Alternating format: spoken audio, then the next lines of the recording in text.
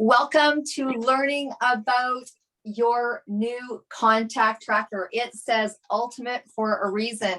You're going to absolutely love this. And so I have to say thank you to Caroline for helping co-create this amazing piece of accountability for your business. Caroline's going to go through and show you how to use this beautiful tool. It is going to be shocking how this 8.5 by 11 beautiful colored book is going to really enhance, save some stress, put it all together for you. So Caroline, can you tell everybody how to get the best out of this tracker, please?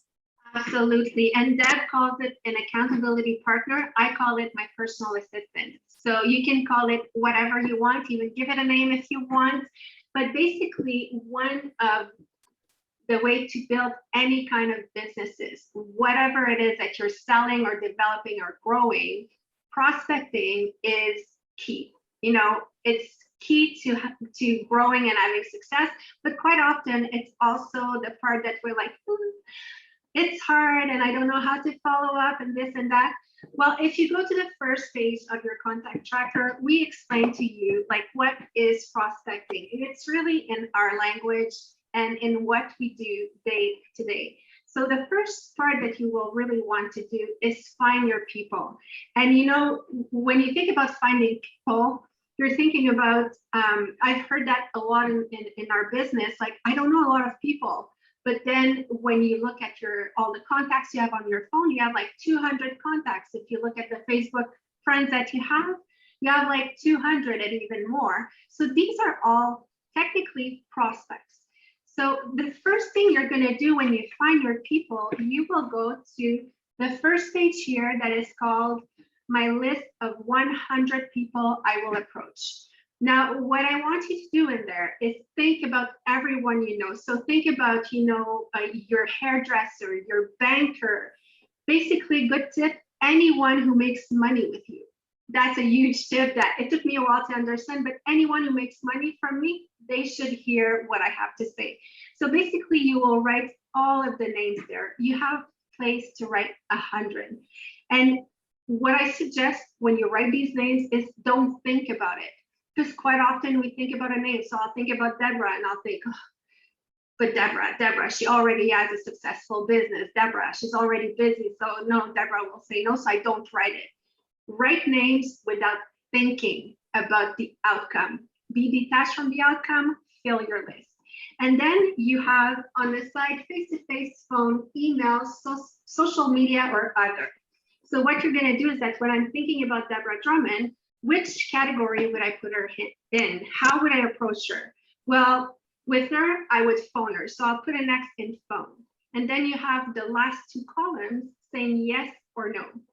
It means that when I call Deborah, if I leave a message and everything, there's no answer to right there.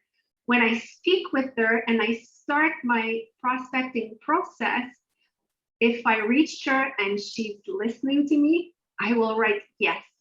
If she's like, Carolyn, don't ever call me back ever again, I will write mean. No, I will write no.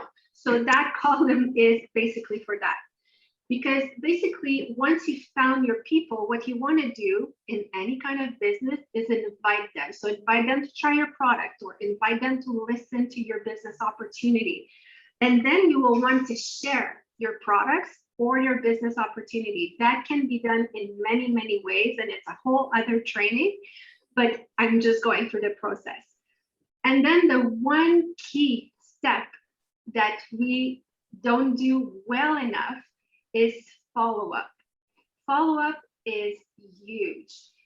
I was just at a training this weekend and it was saying that 80% of salespeople will follow up 1 to 2 times. 80% of sales are not made in the 1 to 2nd contact. So do you see right there how much you're missing? 80% of sales are made between the 5th and the 8th contact. That is huge. That's huge. And that's quite often we drop after the 2nd or 3rd for many different reasons, because we forget, it flips our mind, it falls through the crack, or we get scared. Let's face it, that's a big thing. So what you will do when in your list of 100, when they say yes, you will transfer them to the section, my list of prospects in play. So basically that section is, it's your roadmap. When you open it, it's really your roadmap. You will write the name and contact information of the person. Where did you meet? The notes to remember about that person. So again, if I met Deborah, I'm going to write, business owner, single mom, she has a son, she has a daughter, anything that we shared, things to remember. And if she said something specific when we met, like, oh my goodness, I'm going to Mexico next week, I'm going to write going to Mexico next week, because that's going to become your brain, your assistant. So then on the following page, you will write the date of your first contact. So let's say it's today. I'm going to come home. I'm going to write my date of first contact was today. My follow-up number 1. In each column, you have planned and actual. So today I will plan to follow up with Deborah in 48 hours, not in 4 months, 48 hours. So I will write the date of in 2 days in the first section. When I actually do this follow-up, like let's say in 2 days, I call her and I speak with her and everything, that's going to be the actual. So I'm going to write the date of the actual contact, what happened. Now, the date of the actual contact. But what's really cool about this tracker is that, so Deborah will be my prospect number 1 here. I'm going to go to the matching page that is number 1. I will write Deborah Drummond here. And what happens in this follow-up, I will write down.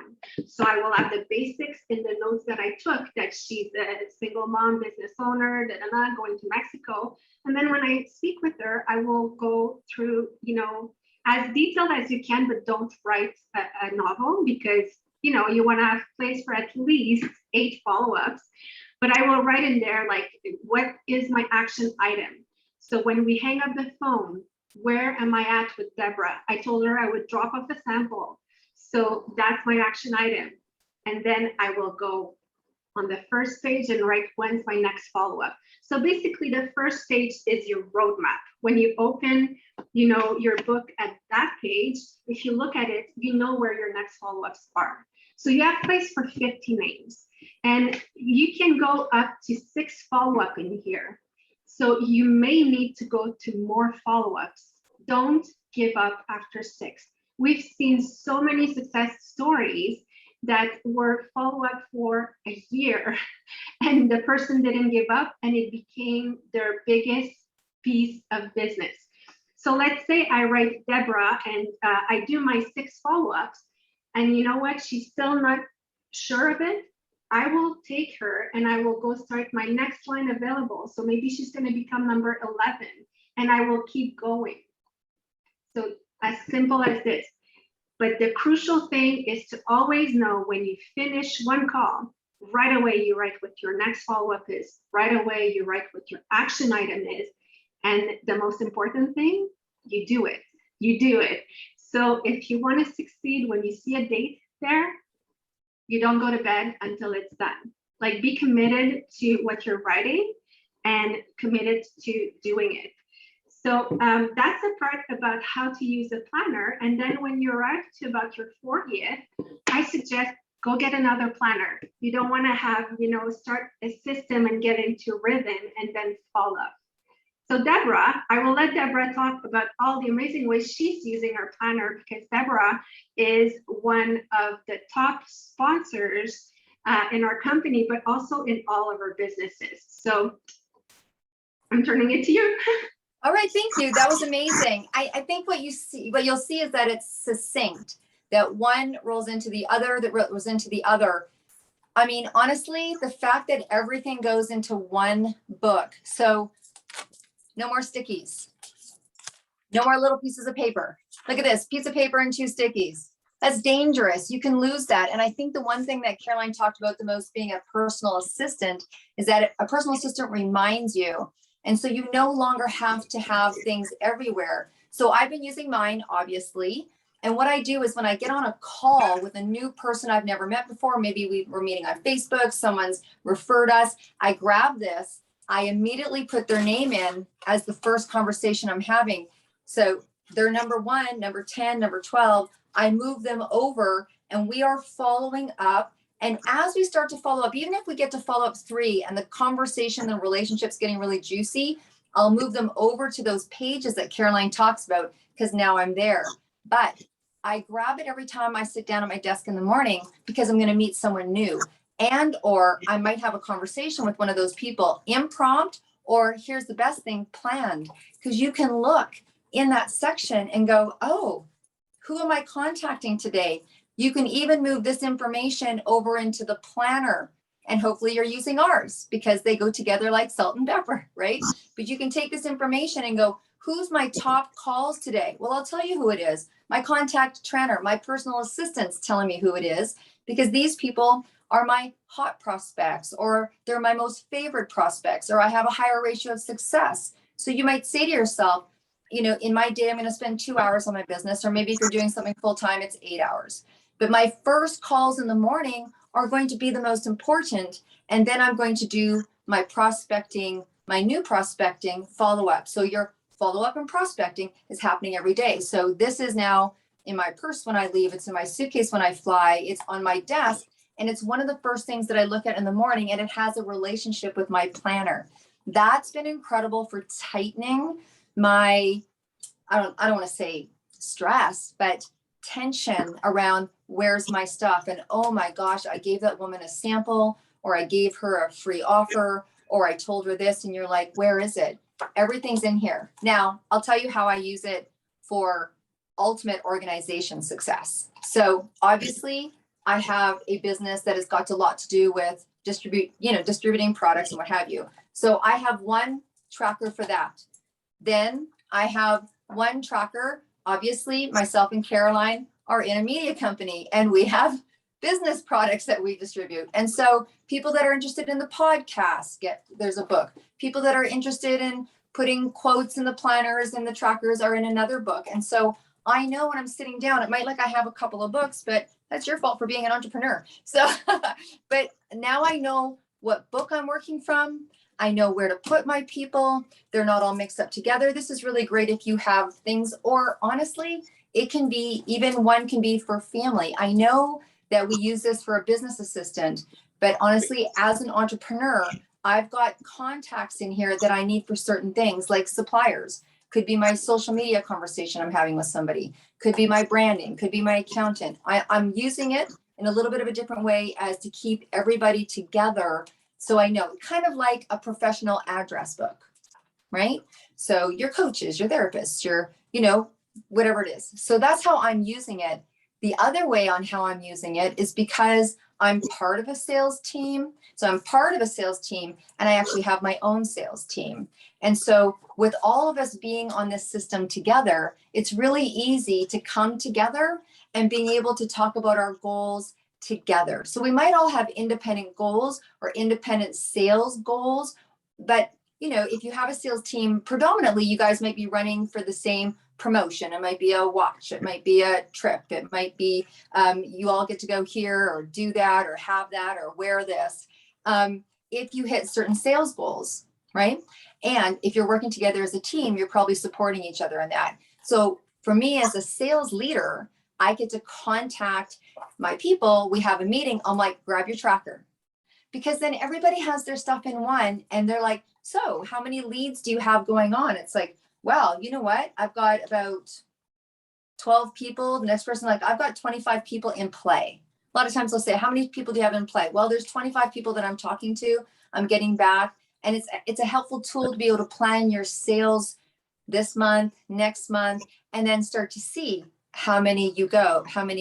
Because some people you talk to, they're like, call me in 4 months. You're like, perfect. You won't forget it because it'll be there. So it's a really great tool as a sales leader to have all of my people on the same system. It's very inexpensive. I'm personally gifting, this to people so that it actually gives rhythm and a systematic conversation as we're all trying to build our business. So those are the different ways that I'm using it. I hope what people are hearing is saving time and saving energy and really saving stress, right? Well, it's really being organized. And if I can give a little tip on following up, sometimes, you know, we don't know what to say when we follow up. We're like, oh my gosh, it's the 5th time. What am I going to say now? She tried the product. She saw the business presentation. There's always something. So your follow-ups can be like introducing the promotion of the month from your company. It can be a new video that came out. It can be just a, oh my goodness, look at my results, whatever. Follow-ups are not always asking for the sales, and actually it shouldn't be asking for the sales. If you want to have like successful follow-ups, always have in mind that you want to bring your person to the next exposure. So when I close my conversation with Deb, my prospect, my goal should be to, you know, already know that I'm bringing her to the next exposure. So bringing her to a presentation or bringing her to trying the product or whatever. But keep in mind that your goal is to bring the person to the next follow-up, next exposure. And naturally, people will have each have their rhythm, and naturally you will close someone at some point. Because like I said, in the official numbers, it's 6 to 12 exposures that it takes to actually close someone. And I say close like that because I don't like the closing part. What you really want to do is find a solution for it, offer a solution with your products or your services that the person will need. So we hope you have like a lot of success. If you have questions or anything, you can always reach us at debandcaroline@gmail.com. We're here to help you. And we also have like a bunch of other trainings, including how to be #1 in your company, how to optimize your sales, how to ace time management, etc. and etc. So write to us and we'll give you more information. I will leave the last word to Deborah because she loves it. And if you don't know what our podcast is, sometimes people are like, oh, that's kind of harsh, but you're going to have to come onto our podcast and you'll know why we do this at the end. And we also have a Facebook group for you to be able to have support from each other. You can post questions in there. And that's a great forum for you. So just remember, being prepared means that honestly, sales come quicker. A lot of times people will ask me, how do you have the level of success that you do? Because I'm prepared and ready for business. Have I had people close on my first? Yes. I move them over through the process because in the business that I'm building, I have a relationship with these people, you know, whether you're on our podcast or, you know what, you're now a purchaser of our tracker, your name's probably in here. So, right. And because we build relationships, some people that use our tracker, it's a one purchase, you know, they've bought a large piece of machinery and they're good to go for, 3 to 5 years. And so, but it is kind of like your fallback, like Caroline says, when you've got a new promotion, a new product, a new line, a new division, a customer appreciation party, whatever it is that you're doing, a launch of some kind, these are the people that you go back to, right? So yes, I've had people close on the 1st. Absolutely. I've had people close on the 8th. I've had people close on the 12th. It just it's a continuum of relationship. It's a continuum of relationship. So that's what this starts to become. It's like the best hard drive in your hands, you know? So thank you so much for exploring a new way of doing business. We know you're going to have success. This is a guarantee when you get yourself ready for business and you get yourself organized for business. So we appreciate your business so much and your trust in our system. And reach out to us, like Caroline said, but we want to see you. We want you to be part of our community. So get into that Facebook group and we'll see you there.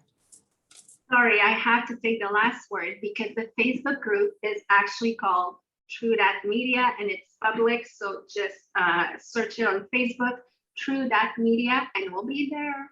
Thank you.